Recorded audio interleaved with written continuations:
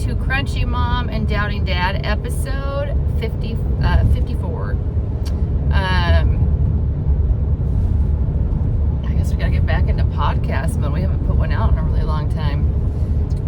Yeah, well, we have some we haven't even uploaded yet. Yeah, that's true.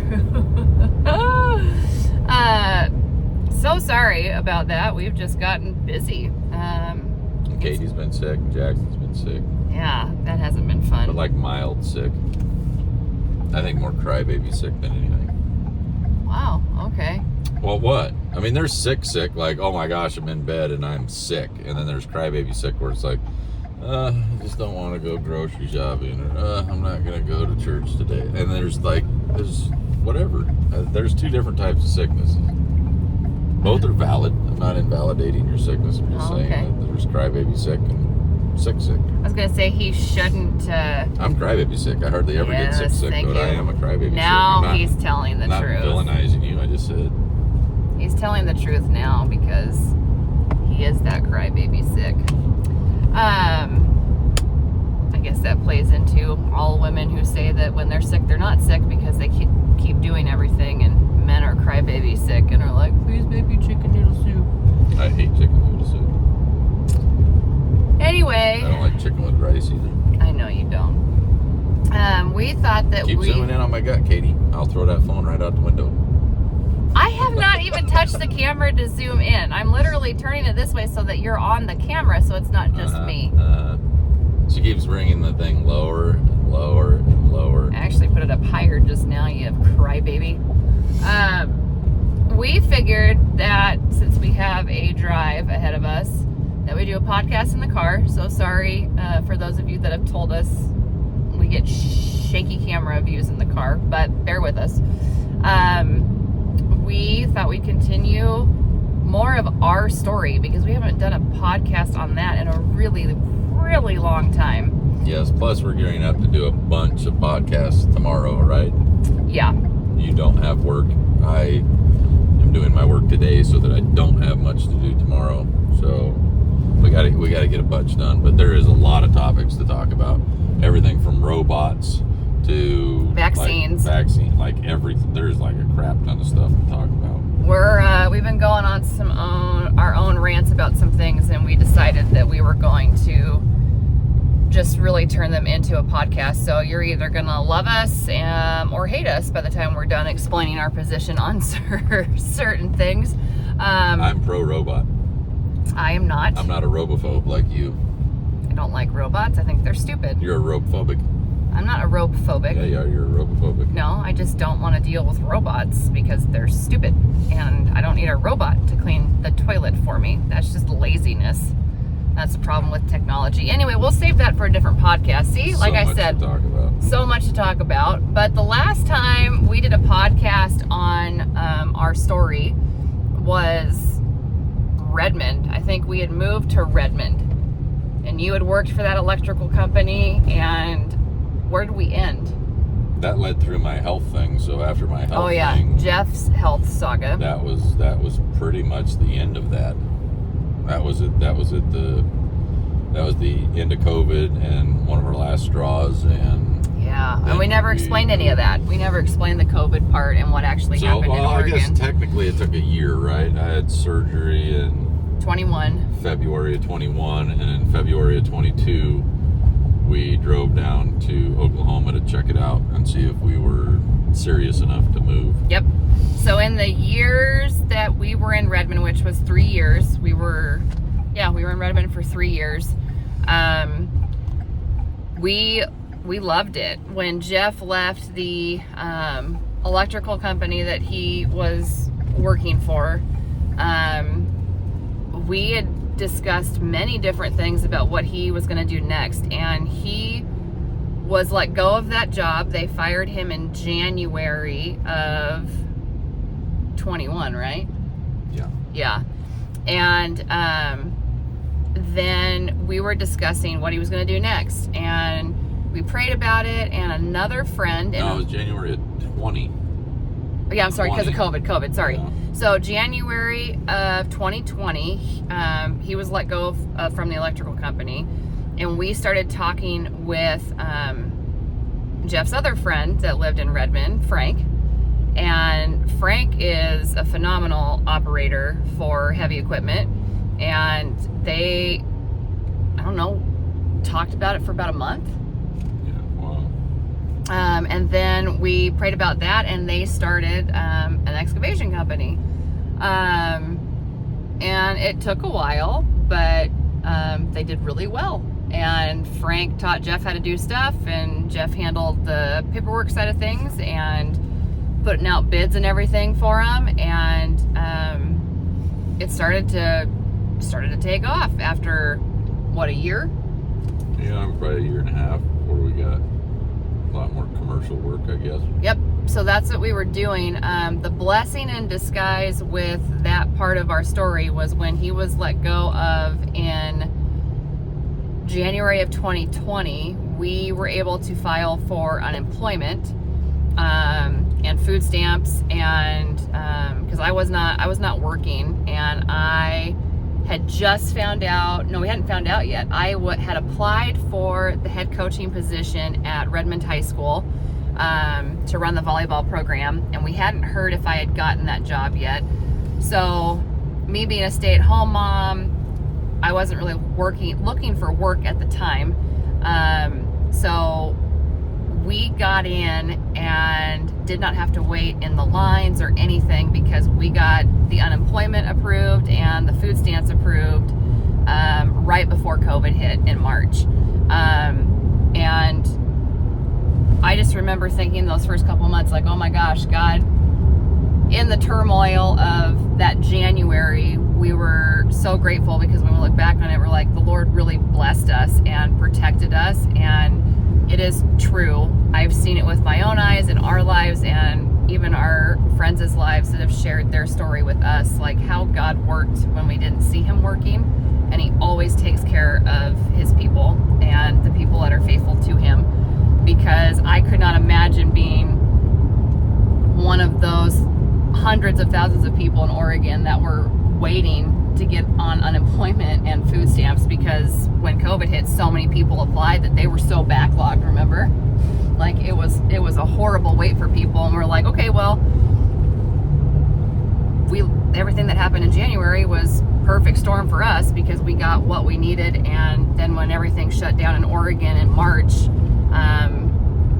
we were getting a paycheck already, and we had money for food. So it was a little blessing in disguise.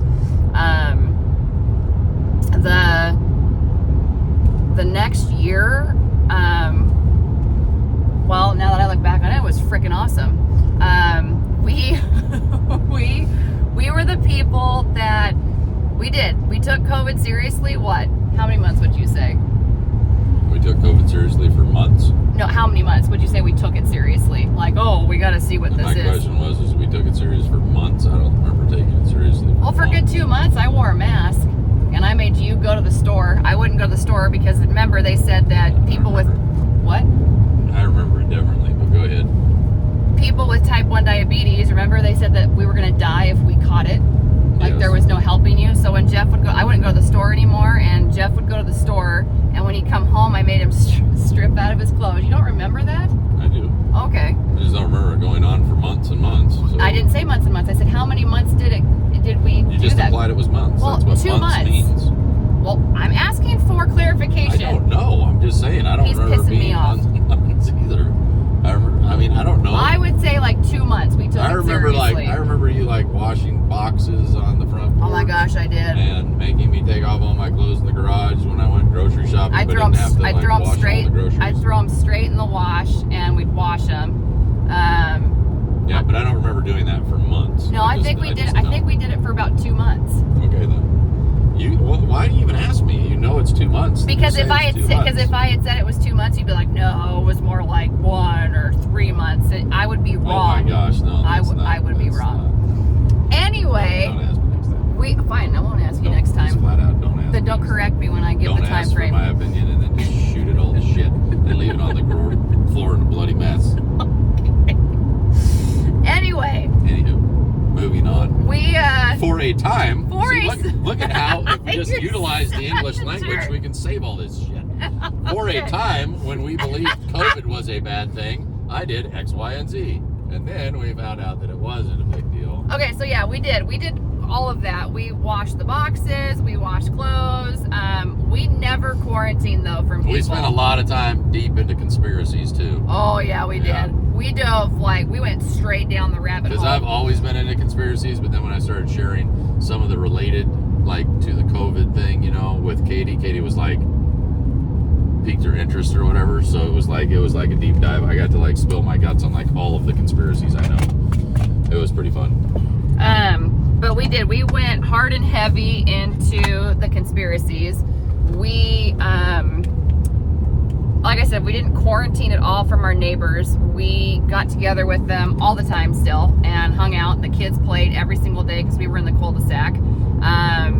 We would take turns shopping. March, April, May.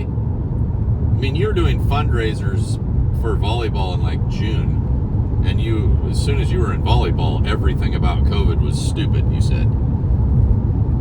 So it couldn't have been that long that you were like, oh my gosh, COVID was deadly. Because when you went into volleyball, you were fighting for those girls to get them out of masks. So that they didn't have to wear them. So. I was the coach who never forced my girls to wear them because I took the stance of, it's your choice. It's your health. If you want to wear a mask, you can wear one. If you don't want to, I'm not going to force you to because I'm not your doctor. I pissed a lot of people off.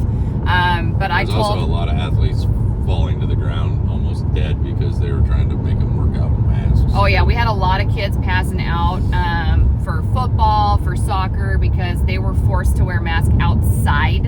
It was retarded.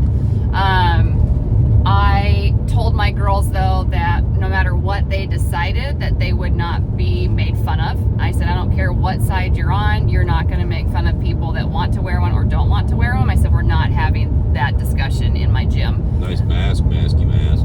Yeah, that was not allowed. I was called into the athletic director's office weekly and yelled at and reprimanded and told that I needed to follow the rules. And I'm like, okay, well, are you going to fire me? Well, no, we can't do that. Oh, that's right, you can't, because then I'd sue you. But yeah, I was constantly in trouble all the time. I had an amazing coaching staff. They were on the same page with me, we're not wearing this stupid crap. And it's not a coincidence because it's facts. My program in the entire high school, and we were one of the biggest high schools in the state of Oregon. Oregon goes up to 6A division-wise. We were 5A. And my program for our entire high school was the only one who never had to take a break because someone got diagnosed with COVID. I had probably 4 or 5 parents call and say, hey, so-and-so's not feeling great, one of my players. What should we do? Well, I can't tell you what to do, but if you do want to go and get tested, don't tell me what the results are, and let's just keep your daughter at home until she feels better. And that's legitimately what we did, and it was freaking awesome because nobody reported a COVID case. So football got shut down for 2 weeks because they had a kid that got COVID. Both soccer teams had to shut down for 2 weeks because someone got COVID and went and got tested and told the coach. And my program just kept their mouth shut and we never missed a game. Yeah, but you did have 7 players die due to COVID, though. Nope. Don't lie. You didn't? No. Oh, jeez Louise. Well, I just assumed since you didn't follow the mandates and the rules put out by the OHA, the Oregon Health Authority, that people would have died left and right. My program was the healthiest program in the high school, and it's because I didn't force them to wear a mask. We did keep them around our chins because as soon as the gym door opened, because I was then watched like I was in Nazi Germany. I felt like I was being harassed. But they would send administrative people into our gym all the time to see if the volleyball team was wearing masks or not. So as soon as that door opened, everybody just really quick would throw up their mask over their nose. And which was awesome because another patriot mom that I call them that were in my program found these masks that are made in Texas and they're mesh, so they didn't do crap. But if you had to wear a mask, you wanted to breathe, right? So when they were on your face, you couldn't tell that they were see-through. You pull them away and look through them, completely see-through. Fabric was not fabric. It was this mesh stuff, and it was awesome. And they were super soft on your skin, so you didn't break out at all either. And we bought them for our entire program so that none of the girls had to not breathe when they were playing volleyball.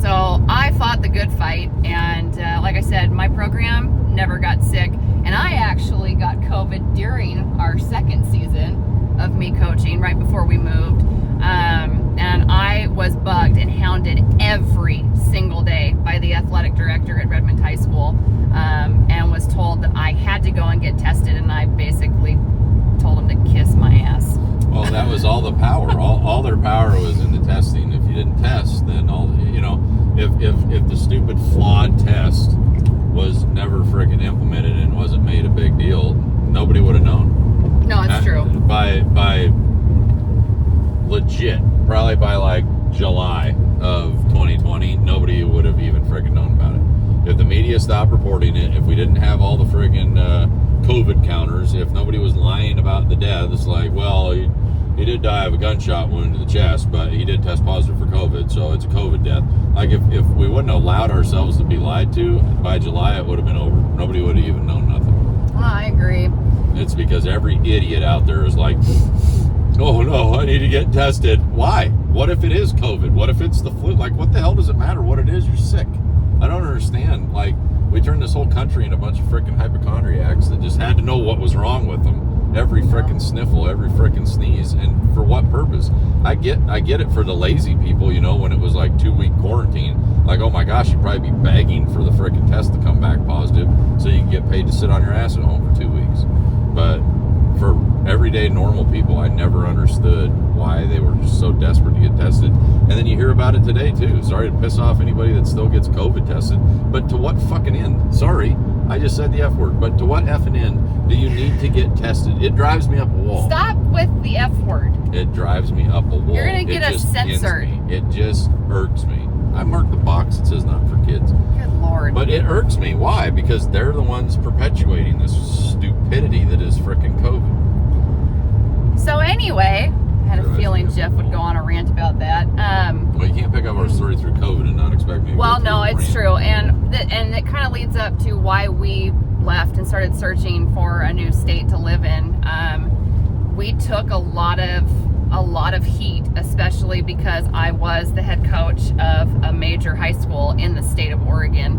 I was constantly reminded by the athletic director that I was a head coach and that I needed to set an example. And I said, so as long as I turn myself into a sheep and I follow these stupid regulations, then it's okay for that. You want me to teach my girls that it's okay to comply and bend over and say, okay, that's fine. Like, I'll do whatever you say, without having any critical thinking go into it or how to stand up for yourself. Like, these are young women, and I think what I'm doing is teaching them how to make a decision on important things that are brought up in the world. So I have played the middle plane of, you can do whatever you want. You're not going to be made fun of or picked on for it, but I'm not going to force you to do something that you don't want to do, because that's not right.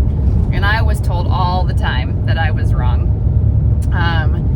It was a very, very trying 2 years. People would take pictures of my family in public. They would send them to the high school and tell the athletic director that I needed to be fired. Some lady because they took our pictures? Because they took our pictures. Without mask on. Yeah. Because we were not a masking family. We never wore masks out in public, or when I went into stores with my children. But yes, we were constantly threatened with being called on for CPS. Followed around the store, harassed. Followed around the store and harassed. Killing people. Yep, told that I was killing people. I wonder what those people are doing today. I mean, besides campaigning for just more frickin' tyranny, I wonder what those people are actually doing today. Do they feel stupid? Do they feel bad? Do they believe still deep down that they saved people's lives or something? Or, I mean, you know what I mean? I wonder where they're at and how they feel about it now that the truth isn't even all the way out yet, but now that the truth is pretty much out there. You know what I mean? We don't have death counters on our TV anymore. Like, you do realize that you were brainwashed, right? Like, the whole thing, you were brainwashed, and you went out and harassed people and berated people and screamed at people and yelled at people and called them horrible freaking names. We have had people wish death upon us. Yeah, they did. Like literally said they wish we would die of COVID. Like, is that like? Do you feel good about yourself? You just use the water off the duck's what back? was it? The one person told me it was a friend of a friend, and his comment was, "Oh, it's God's filter." He flat out told me that if you're not going to get vaccinated, then you're stupid. Or wear a mask. Or wear a play mask. any of the games. You're just... He said, but it's God's filter, and God will get rid of you. And I thought, oh, okay, well, guess I'm not going to be talking to you anymore. And I haven't talked to him since. But it was a really hard place to live in Oregon, because you would have, like I said, people that wanted to turn you in, that wished death upon you. When Biden's winter of death came out, and he said that if you're not vaccinated, you're going to die. I love those memes that are like, well, I didn't get vaccinated and I made it through my second winter of death. So suck it, Biden.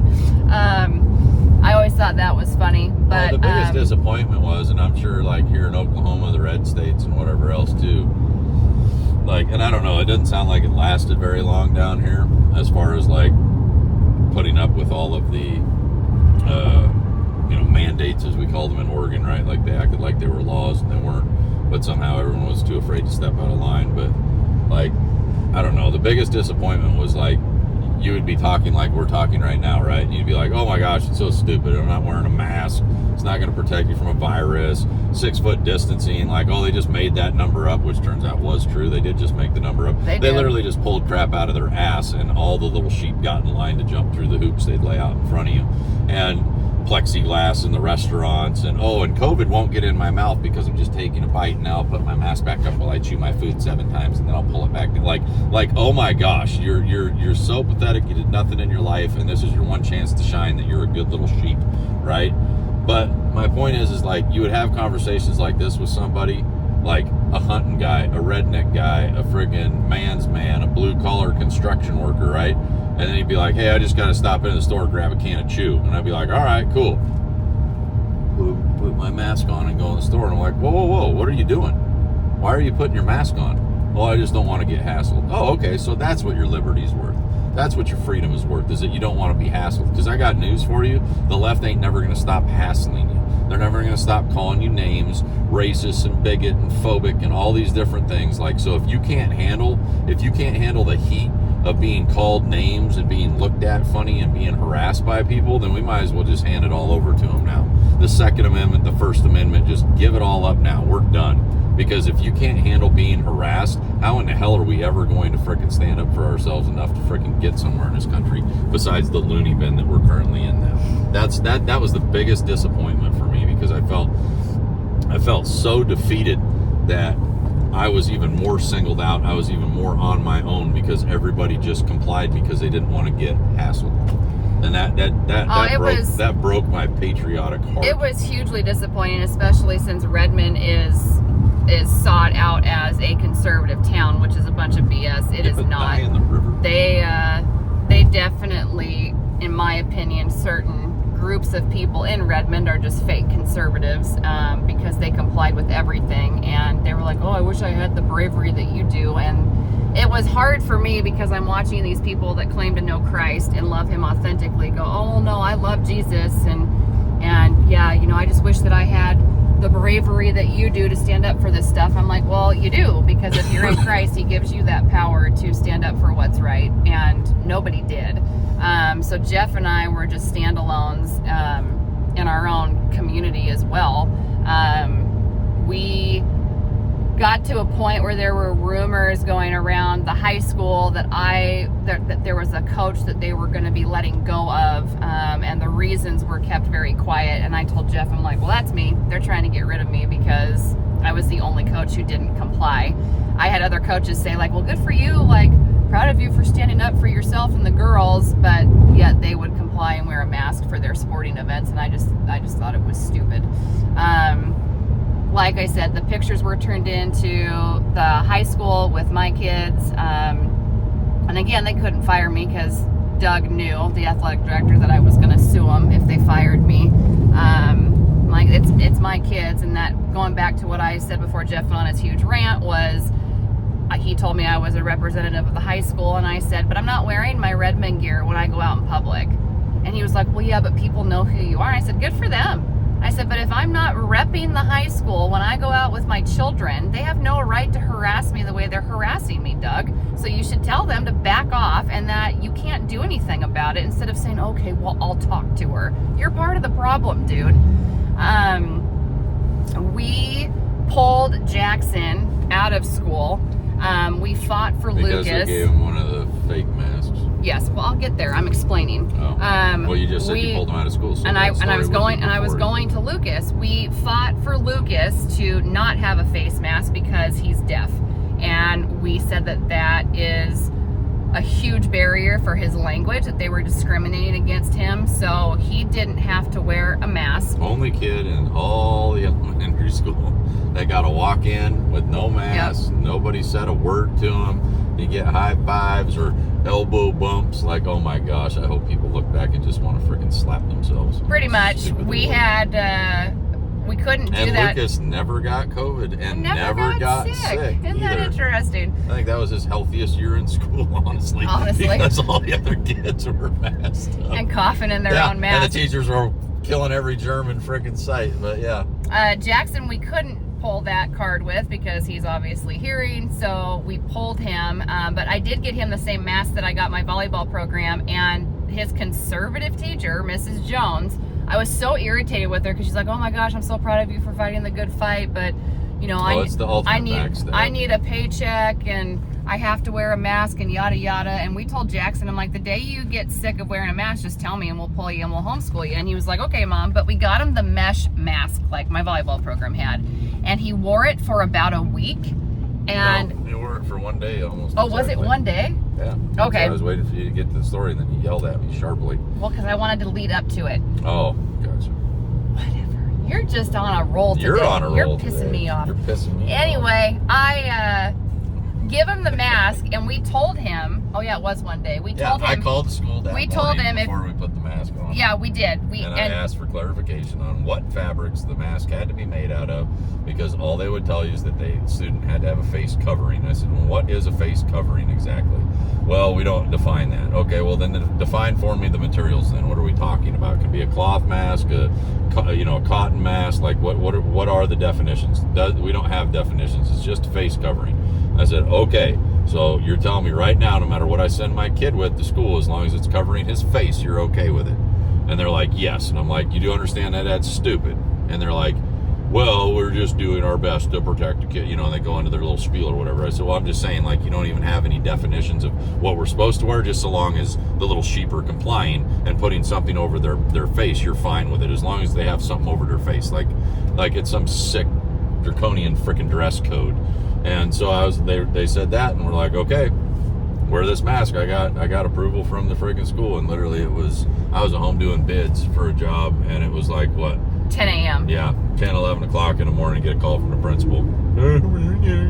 Jackson's in my office, and we want to know if we can give him a face mask. Back on. Oh yeah, we told him, I told him, I said, you stand your ground. These people are insane. That's what we told Jackson. They're insane. They're stupid. They don't know what they're talking about. And no, I don't run around and try to get my kid to disrespect teachers or people in authority. But in this situation, absolutely. But we told him to be respectful, and we told him if he was questioned about his mask, that he was to politely look at whoever questioned the mask and tell him that he needed to go to the principal's office or the office, and that they needed to talk to his parents, that they needed to call my mom and dad.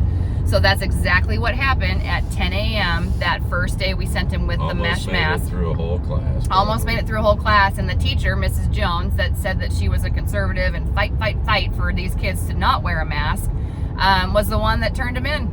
Said that he couldn't wear that mask. And I was livid. I had my blood boiling. I was ready to rip her throat out because I thought, I am so sick of fake people. That's the one thing that you'll never get from Jeff and I. I'm never going to be fake with you. If I don't like you, I'm going to tell you. If I have an issue with you, I'm going to tell you. Now, God might not have me tell you right away, and you might soften my heart because I can't go at y'all gangbuster, but you're never going to question where Jeff and I stand on our politics, on our faith, how we feel about something, how we love you, how we don't love you. Like, we're going to shoot it to you straight.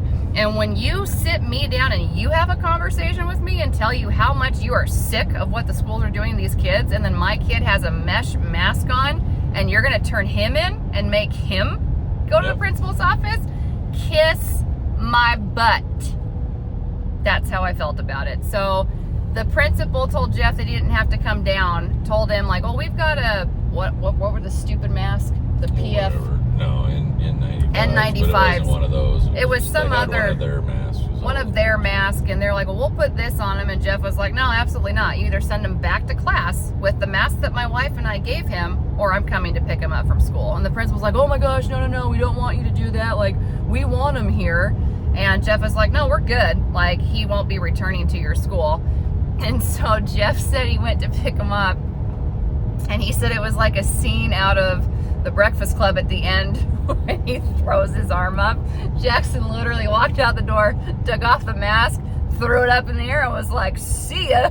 Oh, like, got in the car, and Jeff was like, well, that didn't last long. And Jackson's like, nope, my teacher's stupid. I don't have very many proud parenting moments, and as crazy as it sounds, that's like probably one of my proudest, because I taught my kid that day that even though the world can go freaking nutso around you, that you can still freaking just hold your head up and walk through the mess, and you don't have to tolerate people's shit. You don't have to. You can just be like, you want to be crazy? Go ahead and be crazy. It doesn't matter to me. I'm not wearing this. And how many people are wearing masks today? I mean, literally, it's a political ideology. The only ones still wearing it today are the ones that just cannot let go of the fact that they saved grandma's life by putting a mask on, or 3 masks on, or a plastic bag over their head at the grocery store.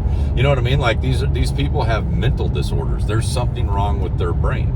They didn't get hugged enough as a child. I don't know what it is. I'm not even trying to be funny. Like, there's some trauma that happened in these people's lives, or a complete lack of anything that they did with their lives, which is why once given the opportunity to say, I did something, that's what they did. And it should scare the ever-loving crap out of you. I'm somewhat of a little survivalist, whatever, prepper, or whatever you want to call me, or whatever. Like, I'm fascinated by the subject. I'm not like a doomsdayer or anything, but, like, I don't know. I just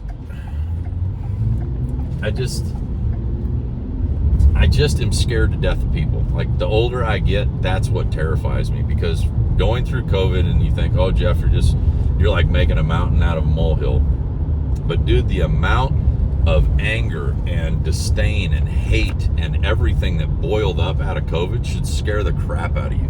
Because as soon as they say, oh no, it's the white Christian, it's the white Republican, it's the conservative, it's the MAGA, it's the whatever they want to label you. As soon as they rally those people that hate you, as soon as they give you a reason to fear you to death, which is what we see in the LGBTQ community with, like, the last 5 or 6 school shootings, mass shootings, have been people on some spectrum of LGBTQ. My point is that once that trigger gets flipped, once that news media is just constantly inundating them with message after message that this is deadly, this is deadly, this is deadly, they're going to kill you, these people will stop at nothing to destroy you and your family. You think COVID was bad? Wait until they have something to actually fear, because I think deep down a lot of these people wearing masks alone in their car, I think deep down they really understood, like, is it as bad as it is? But again, it was an ideology. It was something that they could show and put on and show allegiance to the cause, and I think that's a very powerful thing. I mean, there's a reason the Nazis had their armbands. There's a reason that army men have their pants, their camo or whatever. Like, there is a power in it, right? And I think other people should be too, but I'm scared to death of people, which is why I live in the middle of frickin' nowhere, Oklahoma. And that's why I will never move from the middle of Oklahoma nowhere, because people scare the ever-loving crap out of me. And it's not that I can't take them in a fist fight. It's not that I'm afraid of the 350-pound Karen who's going to tell me to put my mask on and follow me around the store. What I'm scared of is when they get so fanaticalized that they just start to become violent, like you see with Antifa or anything else. And you'd have to be an idiot to not admit that you're scared of them, in my opinion, because I can't take on 20 dudes in masks. I can't. I could try all day long. I don't have enough rounds in my gun that I carry on my hip. And you know what I mean? Like, you can't. There's nothing you can do about it. And you're at the complete mercy of these fanatical, like, crazies, and that just scares me. It really does. Why anybody chooses to live in a city? I talked to my mom yesterday. I didn't tell you that. There was a 76, and what's my mom? 70. 77. 77, or she will be on the 17th or whatever. But anyway, like she was just telling me, a 76-year-old woman, I think, or maybe she was like 80 or something, but an elderly woman was just freaking murdered. And somebody broke into her house, got her banking stuff, and then she got alerted to the fraud, and then a couple of days later she was found murdered in her house. I mean, these people are willing to do anything and everything, and it's just becoming more prevalent. My brother works in law enforcement up there, and he was like, when I started 16 years ago or whatever it was, he's like, this was like once a month, once every 3 months. He's like, he was talking to my mom, he's like, it's literally every single day, murder after murder after murder. Like, it's just, if you can't see the way the wind's blowing, I don't know. And I'm not even offering a solution. I'm just saying, wake up to the danger. If you live in a big city, man, start paying attention. And the news and the media, they're not going to tell you anything. Go down and talk to your sheriff. Go down and talk to somebody that works at the county. Go down and talk to a judge or a court clerk. Go ask somebody, like, hey, how's crime doing? Because you sure as shit can't believe the administration and your local politicians that are just, everything's sunshine and roses. Nothing to fear here. Everybody's good. Like, don't buy it. It is not that way. And again, call me a conspiracy theorist, but I knew masks were worthless, so maybe I know what I'm talking about. So anyway, now Jeff's third rant this podcast. This one's going to be called now. It's going to be me on rant. We basically that's what we went through for COVID. Those were kind of the tipping points for us that we were like, no, we have to get out of here. The bright side and the wonderful part of COVID was that we became even closer with our neighbors. Like I said, we did everything with them. We never quarantined. Our kids played every single day. It was open door policy. They were in our house, Justin and Ember's, Cassie and Jason's, Haley and Zach. Like, we were all together the entire time. We did tons of house projects. Yeah. We painted Jason and Cassie's house. I took my fence out in my yard, and my neighbor Haley took our fencing stuff, and she took a fence out in the back, and we took her fence and put it up again in our yard. We watched a ton of Tiger King, which we'll play into this story later. We wondered if it sent subliminal messages to us. I don't know how we ended up in Oklahoma. You know that song? King. Song, Lucas, when we got hearing aids for Lucas, and he was on his little scooter thing, yeah, and he was like rocking out to yeah, it. Like, then he hated hearing aids after that. Maybe we should have picked a better song. But in that song, he's talking about all the places that you'll always find me. All the places you'll find me. Oklahoma, California. And I'm like, dude, all these little things are popping up from our past. And I'm like, where is all this Oklahoma coming from? And you know what I mean? And here we are in Oklahoma. So no, it's actually quite funny. But we had Tiger King parties all the time. But that is who we did life with, and we loved it. And we would throw huge parties in the cul-de-sac. We would grab all of our propane tanks and our barbecues and our fire pits, and we put them in the middle of the cul-de-sac, and we'd have huge cookouts. We'd bring our crock pots out. We'd have extension cords. We would get called on in the first 2 years of COVID. It was 2020 and 2021. The police were called on us because we threw Halloween parties. Yeah. And the officers came down. We thought we were going to get it shut down, and the guys looked at us, our local Redmond PD, and they're like, good for you. And we all like took a breath. Like, we physically all just sighed because they thought they were going to tell us to shut it down. And I remember all the husbands. We had people calling the cops on us constantly because we never quarantined. Because we were outside. Like, they could hear our kids playing. Oh, what a crime. Call the police. Like, these people were sick. We got called on all the time. So when the officers came for Halloween, and that officer looked at us and said, good for you. You just need to be outside and see people. Like, this is what's healthy. What we're doing is not healthy. And he sent his buddies back around. They all came, and we fed them. We'd give them food. Yep. The officers just kind of stopped by every time we did throw something, because they knew, like, oh no, that's the cul-de-sac that parties through COVID. So the squad cars would come. They'd say hi. They wave at us. They give stickers to the kids. And then we'd send them with food and candy, whatever else we were cooking that day. And it was really cool because we got to bless those officers, because it was hard for them too. Like, having to deal with all these people that were just being stupid. But we got to a point. Christmas, we got called on. Wasn't that Christmas when we went to Sun River with some friends? Oh my and gosh, family? yeah, we did. And there was too many cars. There's in the, too in many the parking cars in the lot. driveway. So they did the math. They did the math, I guess, because there was like 5 cars, but you couldn't have gatherings of more than 10 people, and they had to be immediate family or Only. whatever. I mean, again, like, don't forget that. That's if I have to like sum up my entire rant. Don't forget COVID. Don't forget the lunacy that they put you through. Don't forget how many people ratted out their friends, their neighbors, their families. How many people are willing to just stab you in the back. They want to see you in chains. They want to see you go to jail. They want to see you dead. On and on and on. These are the same people that you go to work with. These are the same people driving in the car as you're listening to this podcast that are waving at you on the country road. These are the people that will put you down. You better get a small circle of friends, and you better make sure who they are, and you better stick with them. And you better have each other's back, because that like Katie mentioned too, like that's the biggest freaking betrayal, is to have these people that are quote unquote got your back and conservative and hey, keep up the good fight, and then they just like, you know what I mean? And it's like, yeah, hell no, I ain't wearing a mask in that city council meeting. Like, no way, I'm not doing it, you know. And you walk in and the whole crowd turns around and looks at you because you're not wearing a mask.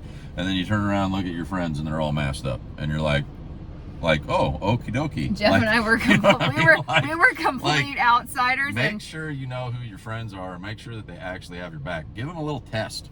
Test them somehow. Test them. You know what I mean? Well, either way, I think you were tested through the whole thing, and I think the Holy Spirit definitely showed and revealed what he needed to in regards to people and their hearts and where their hearts lied. And we actually started praying in 2020. It's the end of the year 2020. Okay, Lord, are we supposed to move or not? And my prayer specifically was either give us the strength to keep fighting the psychos in Oregon or move us. We had talked about with our neighbors of doing the whole compound thing. Yeah, we were going to move. Like, all of us were. You know, buying a couple hundred acres. Collectively, all our houses were worth gold in Central Oregon. So we were like, dude, if we did this, I mean, we could go buy $1.5 million ranch somewhere, or $2 million ranch somewhere, or a business, or an RV park, or like something to where we could all work and live on the same piece of property or whatever. And yeah, that's kind of what sparked it off. I more for survival reasons and prepper and whatever you want to call me, I guess. But I always looked at, you know, I look at like population density, rainfall, those type of things, and like Oklahoma's just it. Not that I want more people to come here, but there's so much wide open space here. And now granted, they don't have the rain like we do in the Northwest. It all comes in giant downfalls. But dude, if you can get yourself a cistern and 100 acres, I mean, you can do it pretty cheap down here. But yes, that is what kicked it off, was that we were all going to move together. And then life just happened, and we did it. We put our house up for sale, and the neighbors were like, "Oh my gosh, you guys actually doing it?" And we said, "Yeah, we are. I think we people can't thought stay we were here." Just talking. Yeah. People always talk about stuff like that, but they never actually do it. They never actually rip their kids out of their school. Lucas was doing good in school.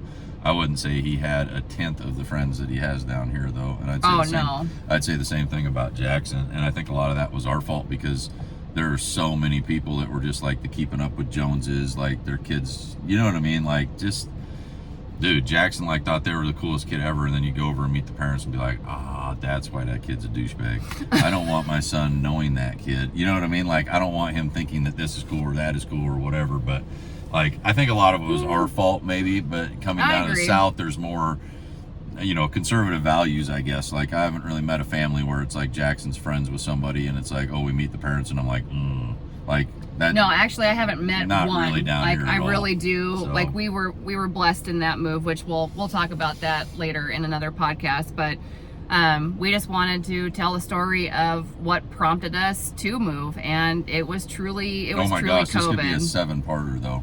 I could go into so many details. Many individual stories. Every little trip to the Minute Mart, every time you got mask checked at the door at Walmart, and you had to tell that fat tubby little kid making $7.50 an hour, risking his life to make sure everybody had masks on. You know what I mean? Like, just, I don't know. There's just so much. Walmart I'm still Walmart got bitter. to a point where, yeah, you are I'm super bitter, mister. about I'm it. cussing over here. This is America, but man. We shouldn't I have know, done that to each but other, that was and always, we did. that was funny too, the Walmart story, because we got to a point where Walmart was like, okay, we can't force these people to wear a mask, that I would walk in without my mask and an old lady would stand there and say, well, you like a mask? And I'd say, nope, I'm good. And I walk right past her. She'd look at me horrified because I didn't want a mask. But anyway, that's kind of our story for this podcast. So check us out on YouTube and on Spotify, and we will see you on the next Katie's episode. on Instagram. If you want to file a complaint for my language, you can send it to her. Oh, thanks. I appreciate Care that. of Crunchy Mom and Doubting Dad on Instagram. He's not going to be able to do these next podcasts with me because he's not going to be able to You have no cuss. idea how hard it was to roll every other F word back into my mouth on the rant about COVID. I get so livid mad. Apologize. He's got to pray Katie about said that I one. can't say the F He's- word on the podcast, and I did. I don't know. It took me 54 episodes, and I finally did. But the COVID thing, that it does. As a man, whatever, like that broke my heart. That I know it broke did. my heart But- that people would treat me like that. I've never done I anything know. to nobody. You never I did know. anything to nobody, and they would wish death upon you. Like, how horrible. For one I little excuse know. of a pandemic, which, And I've told you, you need to pray about that. That's a heart issue for you. You got to forgive some people. yeah, but see, this is just it. Sometimes I think the anger in the heart's a good thing. I think it keeps you sharp. I think it keeps you sharp. I think it keeps you from Okay. turning in, that little That's another Anne podcast. Frank girl next door. You know what I mean? I Ah. think having a little bit of anger and a little bit of something in your heart that keeps you justice driven and gives you the ability to stand up for yourself and others. Like, I just, I don't know. Like I said, I hope people don't forget, and I hope they remember what happened during COVID, because worse things could very well be on the way. So. All right, y'all. We will talk to you later. Bye.